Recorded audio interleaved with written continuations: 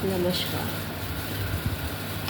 आज हम एक ऐसे विषय पर चिंतन कर रहे हैं जो अभी बहुत ज़्यादा समाज में जिसका बहुत ज़्यादा बोलबाला चल रहा है, जिसके विषय में हर कोई बात कर रहा है कि एक कैसी विचित्र मानसिकता बच्चों में आ गई है कि जो विवाह तो इतना पवित्र बंधन होता है, उसमें बंधने के बाद आदमी तो एक दूसरे के प्रति समर्पित हो जाता है।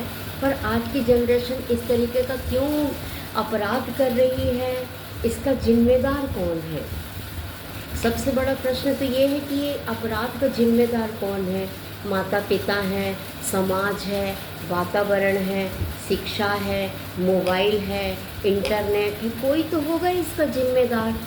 पर ये सारी चीज़ों का यूज़ तो सारे बच्चे कर रहे हैं, फिर कुछ ही चुनिंदा बच्चे इस तरीके का अपराध क्यों कर रहे हैं? ये मेन मकसद है।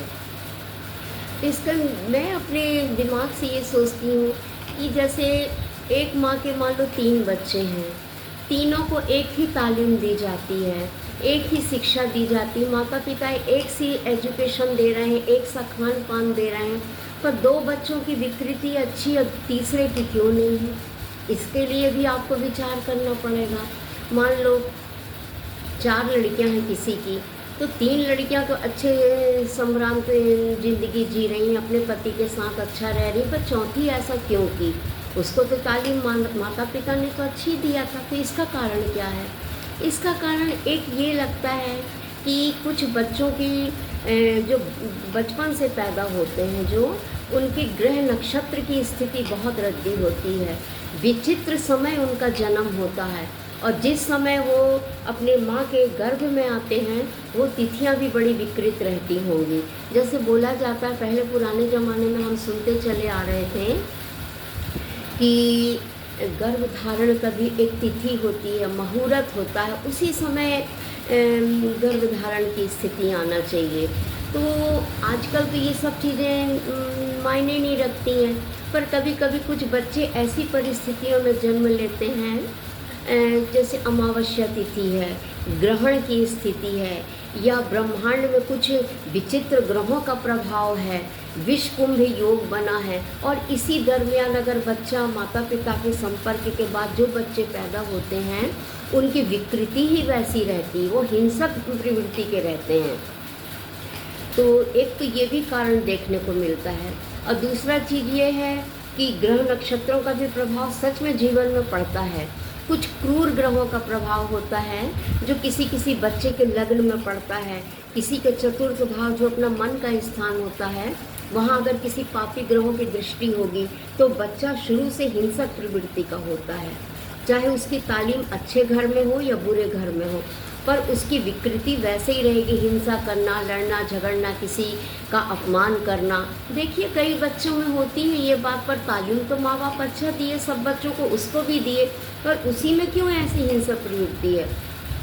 तो उसका मूलभूत कारण ये भी समझ में आता है, क्योंकि इतने सारे लोग जो संसार में, बहुत सारे लोग अभी जो सुनने में आ रहा मंगली दोष था, तो ये था तो वो था। मंगली दोष 95 लोगों की ज़िंदगी में रहता है, पर हर आदमी तो अपनी पत्नी की हत्या नहीं किया, न पति ने पत्नी की हत्या किया, कोई नहीं करता।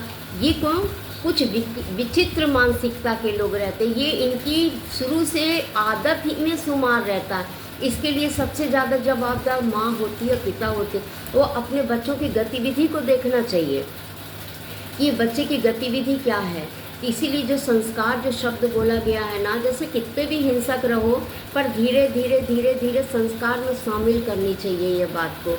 और ये सबसे बड़ा गुरु होता है माँ, वो अपनी बच्ची के या बेटे की एक एक गतिविधि को अच्छे तरीके से जानती है कि ये बच्चे में कैसी प्रवृत्ति है। और आज की जनरेशन में तो मान लो बहुत ही ज़्यादा कुशाग्र बुद्धि की हैं, बच्चे भी कम होते हैं, तो पूरा ध्यान अपने बच्चों पे दिया जाता है। एक समय में जब जिनके 4-4, 5-5 बच्चे होते थे तो बेचारे लोग ऐसी नहीं करते थे, उस समय भी एक आध बच्चा हिंसक प्रवृत्ति का होता था, पर इतना ज़्यादा नहीं, क्योंकि उस समय हमारे परिवार में बड़े बुजुर्गों का दबाव रहता था। पर आजकल वो चीज़ें नहीं, क्योंकि अब एकांकी परिवार हो गया है, माता पिता बच्चे, तो हर माँ बाप अपने बच्चों की सब छोटी मोटी गलतियों को छुपाते हैं, उसको बताना चाहिए। अगर आपको समझ में नहीं आ रहा तो आप जिसको पे विश्वास करते हो उनसे पूछो कि ये बच्चे की ऐसी हिंसक प्रवृत्ति, इसके लिए हम क्या करें, तो इसका उपाय भी हो जाएगा। पर आजकल वो चीज़ें नहीं रही। सिर्फ आजकल एक ये चीज़ रह गई, मेरा बच्चा क्वालिफाइड हो जाए, पढ़ ले, अच्छा अधिकारी बन जाए, अच्छा कमाने लगे। बेशक उसकी प्रवृत्ति जो भी है, चाहे वो संस्कारी हो या ना हो, इससे कोई मतलब नहीं। पर आज समाज में सबसे बड़ी विडंबना यही है। हर माँ बाप को इस चीज़ को ध्यान देना चाहिए, क्योंकि कमा तो हिंसक बच्चे भी कमा लेते हैं और अच्छे बच्चे भी कमा लेते हैं। कमाने की कोई बात नहीं है, कमाना तो प्रवृत्ति है कि भाई आप कमाएंगे तभी तो आपका जीवन चलेगा, पर कमाने का एक जरिया भी होता है ना। अभी जो आज सुनाई दे रहा वो सोनम नाम की जो बच्ची कितना गलत कदम उठाई, तो क्या उसकी मूलभूत प्रवृत्ति उसकी माँ को नहीं मालूम रही होगी? अब उस ससुराल वालों को नहीं मालूम हो गई, वो अभी 4 ही दिन रही, पर माँ बाप पूरी उसकी गतिविधि जानते कि मेरी लड़की का नेचर क्या है। उसको बहुत अच्छे से मालूम कि मेरी लड़की किस तरीके की है। इसमें पूरी गलती माँ बाप की होती है। तालीम अच्छी दो, हाँ अपने आत्मसम्मान की रक्षा करना चाहिए, पर हिंसक नहीं बनना चाहिए, ये बहुत गलत तरीका है। तो आज समाज को हम यही अपनी सोच से मैं यही बता सकती हूँ कि ये जो प्रवृत्ति बहुत गलत है, इसमें हमको व्यक्तिगत रूप से समाज को ध्यान देना चाहिए। और दूसरा मीडिया, दूसरा मोबाइल, इतने गंदे गंदे सीरियल आते हैं, हर सीरियल में देखो 2 पति जरूर रहेगा। इसका मेन कारण ये भी है, हम लोग के समय तो ऐसे सीरियल नहीं बनते थे ना, है ना। यही इसी सनातन धर्म में हम लोग रह रहे हैं, इसी में माँ सीता ने भी जन्म लिया, सावित्री ने भी जन्म लिया, सब ने जन्म लिया, और आज एक सोनम ने भी जन्म लिया। क्यों? इसका कारण क्या है? ये जो गतिविधियाँ जो समाज में गंदी गंदी जो मोबाइलें में वो पिक्चरें बन रही हैं, है ना, गंदा गंदा इंटरनेट में देखते हैं बच्चे, किसी का मर्डर करने का कैसा सीखना, ये सब सीख रहे हैं। आधा तो इसमें रोक लगाना चाहिए गवर्नमेंट को, इससे बच्चों की प्रवृत्ति और हिंसक हो रही है।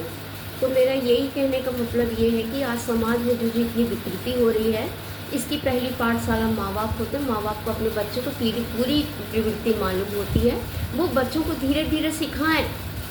और हर घर में एक संस्कार होना चाहिए। अगर हिंदू संस्कार हो तो घर में कुछ अच्छे वातावरण के लिए कोई आध्यात्मिक चैनल दिखाना चाहिए बच्चों को। घर में थोड़ा पूजा पाठ का वातावरण सिखाना चाहिए। पुराने ग्रंथों में जो बड़ी बड़ी रानियां हुई हैं, सती, उनके बारे में सिखाना चाहिए। कुछ तो संस्कार घर में से ही सीखा जाता है। सबसे पहली पाठशाला माँ बाप की है। माँ बाप का ही फर्ज है कि अपने बच्चों को अच्छी तालीम दें। बस मैं यही संदेश देना चाह रही हूँ।